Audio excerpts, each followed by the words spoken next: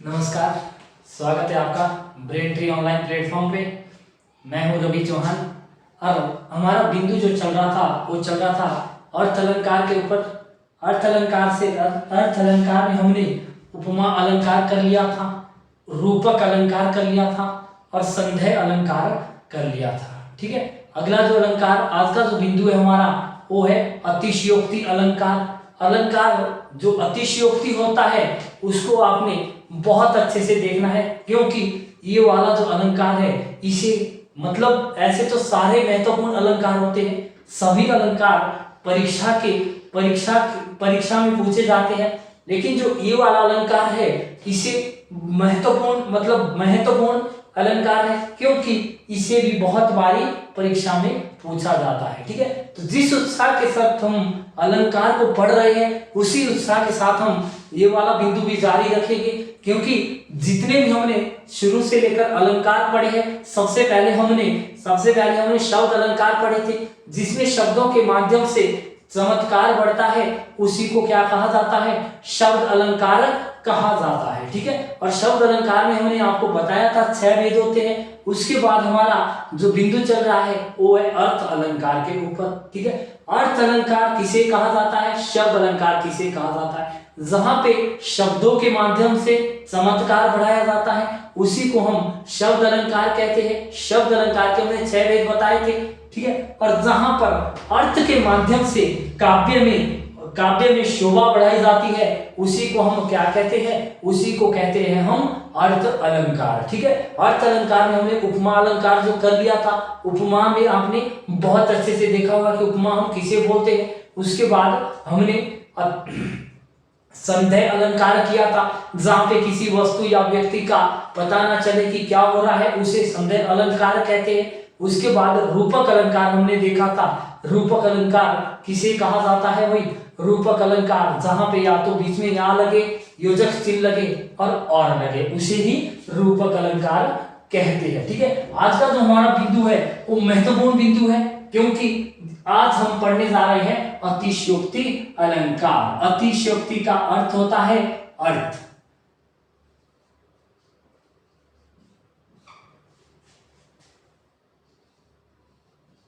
बढ़ा चढ़ाकर,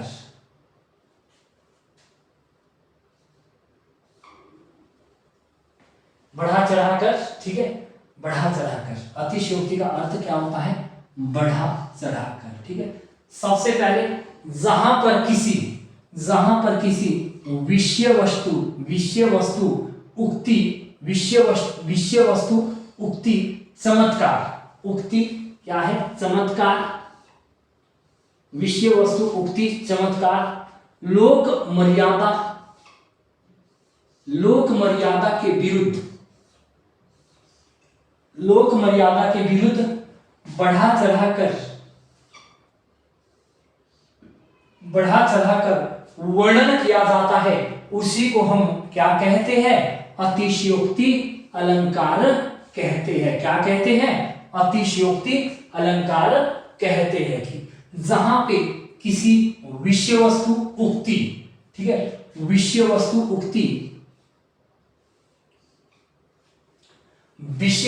उक्ति चमत्कार लोक मर्यादा के विरुद्ध बढ़ा चढ़ाकर वर्णन किया जाता है, उसी को हम क्या कहते हैं? अतिशयोक्ति कहते हैं। कहने का मतलब ये है कि जहां पर जिस वाक्य में, पंक्ति में कहीं पे भी अगर बढ़ा चढ़ाकर बात की जाती है काव्य में, तो उसे क्या कहते हैं? हम अतिशयोक्ति अलंकार कहते हैं। क्या कहते हैं? अतिशयोक्ति अलंकार कहते हैं। ठीक है, अतिशयोक्ति का अर्थ होता है बढ़ा चढ़ाकर। किसी वाक्य में या फिर कहीं पे भी लेखक अगर बढ़ा चढ़ाकर बात करता है तो हम उसे क्या कहेंगे? अतिशयोक्ति अलंकार कहेंगे। अलंकार वाला जो बिंदु है इसे आपने बहुत उत्साह के साथ पढ़ना है, क्योंकि जो अलंकार में है वो बहुत मजा आने वाला है। ठीक है, बहुत मजा क्या है? अलंकार जिस तरीके से हमने पढ़े हैं आप कभी भी इसे परीक्षा में भूलेंगे नहीं, क्योंकि हम एक एक वाक्य, एक एक बिंदु आपको बता रहे हैं कि कहाँ पे किस बिंदु में क्या चीज रहने वाली है और क्या पूछा जाएगा, कहाँ से प्रश्न आपसे पूछा जाएगा और किस प्रकार से परीक्षा में प्रश्न पूछा जाता है। ठीक है, तो चलिए हमने यहाँ पे सबसे पहले अतिशयोक्ति अलंकार की परिभाषा देख ली है। ठीक है, जहां पर किसी विषय वस्तु उक्ति, ठीक है, विषय वस्तु उक्ति चमत्कार लोक मर्यादा के विरुद्ध बढ़ा चढ़ाकर वर्णन किया जाता है, अतिशयोक्ति अलंकार होता है। क्या होता है? अतिशयोक्ति अलंकार होता है। ठीक है, सबसे पहले देखिए, देख लो साकेत नगरी, देख लो क्या है? साकेत नगरी। ठीक है, साकेत क्या है? एक नगरी है। क्या है? नगरी है, नगरी है।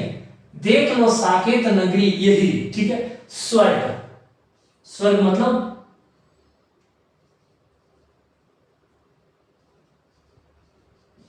देख लो साकेत नगरी यही है, यही है, स्वर्ग में मिलने गगन से जा रही है। ठीक है, गगन का मतलब क्या होता है? आसमान। ठीक है, आसमान से होके स्वर्ग में मिलने जा रही है कौन? साकेत नगरी। ठीक है, साकेत एक जगह का नाम है और वो क्या है? नगरी है। क्या है? साकेत नगरी है। तो वो गगन किसे बोला जाता है? आसमान को बोला जाता है। किसको बोला जाता है? आसमान को। ठीक है, गगन से जा रही है। ठीक है, देख लो साकेत नगरी यही स्वर्ग में मिलने गगन से जा रही है। तो बढ़ा चढ़ाकर यहाँ क्या बात की जा रही है? अब आपको यही संशय रहेगा, शंका रहेगी कि बढ़ा चढ़ाकर यहाँ क्या बात की जा रही है। ठीक है, तो देख लो साकेत नगरी यही स्वर्ग में मिलने गगन से जा रही है। कितना खूबसूरत यहाँ पर वर्णन किया गया है कवि के द्वारा, लेखक के द्वारा, कि देख लो साकेत नगरी। ठीक है, देख लो साकेत नगरी यही स्वर्ग में गगन से मिलने जा रही है। ठीक है, कि यहाँ पे लेखक के द्वारा बताया जा रहा है कि साकेत नगरी देखो जो कि गगन से होके स्वर्ग में भी मिलने जा रही है। तो ये यहाँ पे बढ़ा चढ़ाकर किस तरह की गई है बात? बढ़ा चढ़ाकर कि जो साकेत नगरी है वो गगन से होकर मिलने कहाँ जा रही है? स्वर्ग में जा रही है। तो यहाँ पे एकदम अजीब सी बात की गई है कि साकेत में किस तरह से जाएगी? साकेत नगरी गगन में किस तरह से स्वर्ग में मिलने जाएगी? तो यहाँ पे बढ़ा चढ़ाकर बात की गई है और इसी को हम क्या कहते हैं? अतिशयोक्ति कहते हैं। ठीक है, अगला उदाहरण देख लीजिए। ठीक है, हनुमान की पूंछ में लगना पाई आग। ठीक है, हनुमान की पूंछ में क्या है? हनुमान की पूंछ में लगना पाई आग। हनुमान,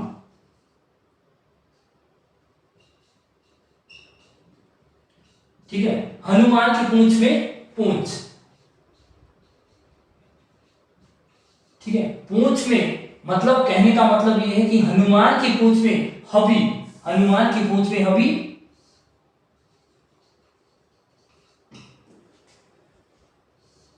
आग, हनुमान की पूंछ में हवि आग, आग भी नहीं लग पाई है। ठीक है, हनुमान की पूंछ में हवि आग भी नहीं लग पाई है। और लंका सगरी, सगरी मतलब नगरी, लंका नगरी जल गई, गए निशाचर भाग। ठीक है, निशाचर मतलब राक्षस।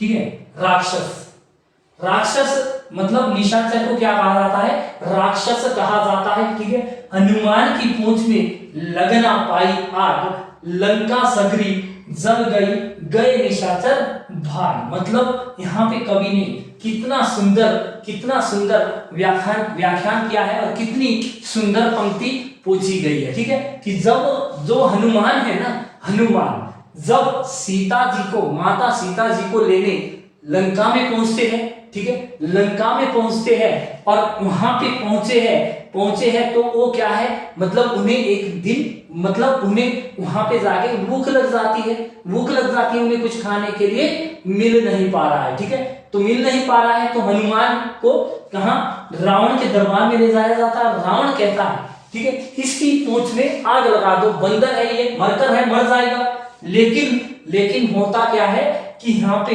कवि ने कितना सुंदर व्याख्यान किया है कि उसके पूंछ में, हनुमान की पूंछ में अभी आग भी नहीं लग पाई थी और लंका नगरी जलकर सारी हो गई है राख, ठीक है। यहाँ पे बताया गया है कि हनुमान की पूंछ में लगना पाई आग, लंका सगरी जल गई, गए निशाचर भाग, कि हनुमान की पूंछ में अभी आग भी नहीं लग पाई थी और तब तक क्या है, लंका नगरी जलकर सारी राख हो गई और निशाचर भी वहां से भाग गए, कि राक्षस भी वहां से भाग कर चल खड़े हो गए, ठीक है। तो यहाँ पे भी बात बढ़ा चढ़ा कर कही गई है, ठीक है। ऐसा नहीं हो सकता कि पूंछ में आग भी नहीं लग पाई और तब तक लंका नगरी सारी जल गई है और जलकर राख हो गई है, मतलब कि कहने का मतलब कि निशाचर भी भाग गए हैं वहां से, राक्षस भी सारे भाग खड़े हो गए हैं, ठीक है। अगला उदाहरण देखिए, एक यहाँ पे फिर सुंदर, कितना सुंदर व्याख्यान किया गया है कवि के द्वारा कि पड़ी अचानक नदी अपार, ठीक है, पड़ी अचानक नदी अपार, पड़ी, ठीक है, पड़ी अचानक, अचानक मतलब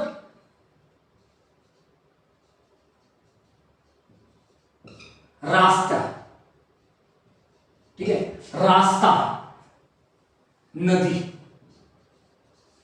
कवि का कहने का मतलब है कि पड़ी अचानक नदी पार, घोड़ा कैसे उतरे पार, राणा सोचे उस पार, तब तक चेतक था उस पार, ठीक है, कि अभी रास्ते से जाते हुए महाराणा प्रताप का एक घोड़ा जो होता है, ठीक है, जिसका नाम चेतक होता है, ठीक है, जिसका नाम क्या है, चेतक है, जिसका नाम क्या है, चेतक है।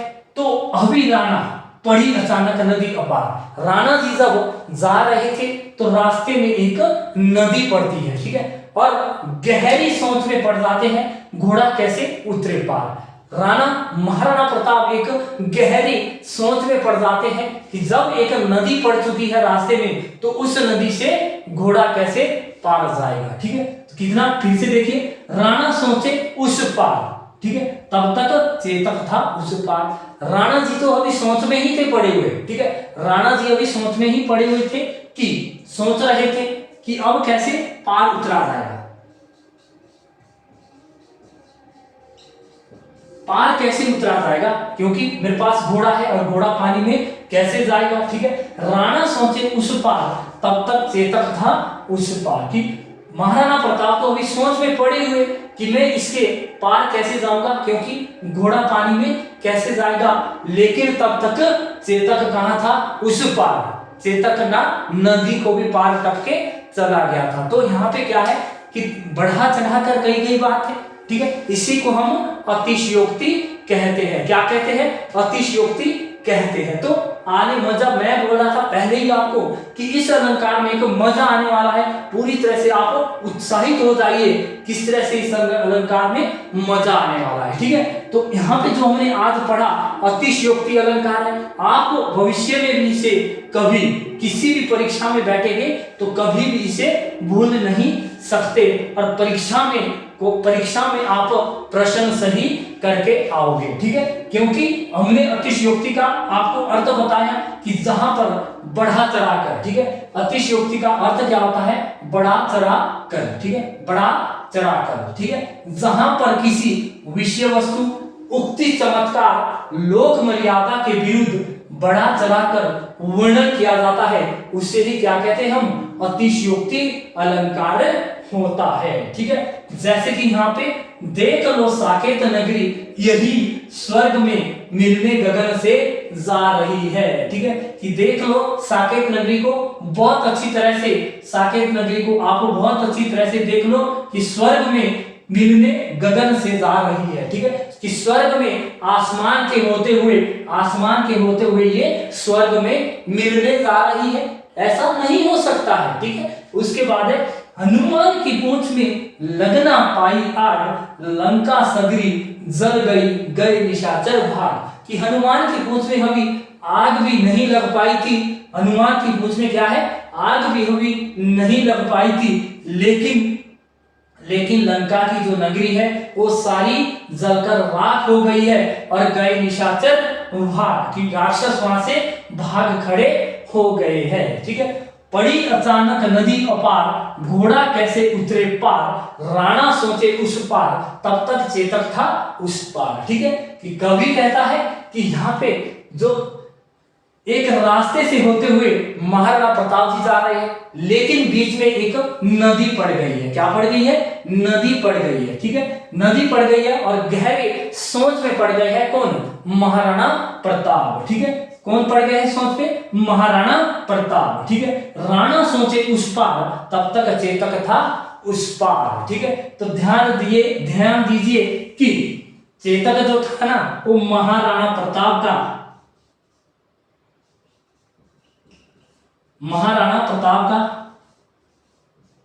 घोड़ा था। ठीक है, कई बार प्रश्न यही से पूछा जाता है कि चेतक किसका घोड़ा था, तो किसका घोड़ा था, महाराणा प्रताप का था। यहां पर भी बात बढ़ा चढ़ा करके की गई है। ठीक है, तो इसे ही क्या कहा जाता है, अतिशयोक्ति अलंकार कहा जाता है। जिस अलंकार में वाक्य में या फिर शब्द के चमत्कार को बढ़ा चढ़ा कर बताया जाता है उसी को क्या कहा जाएगा, अतिशयोक्ति अलंकार कहा जाता है। ठीक है, तो अभी तक हमारे उपमा अलंकार, संदेह अलंकार, रूपक अलंकार और आज जो हमने किया अतिशयोक्ति अलंकार। ठीक है, फिर मिलते हैं आप सभी मित्रों से, आप सभी दोस्तों से अगली कक्षा में। तब तक के लिए आप सभी को धन्यवाद।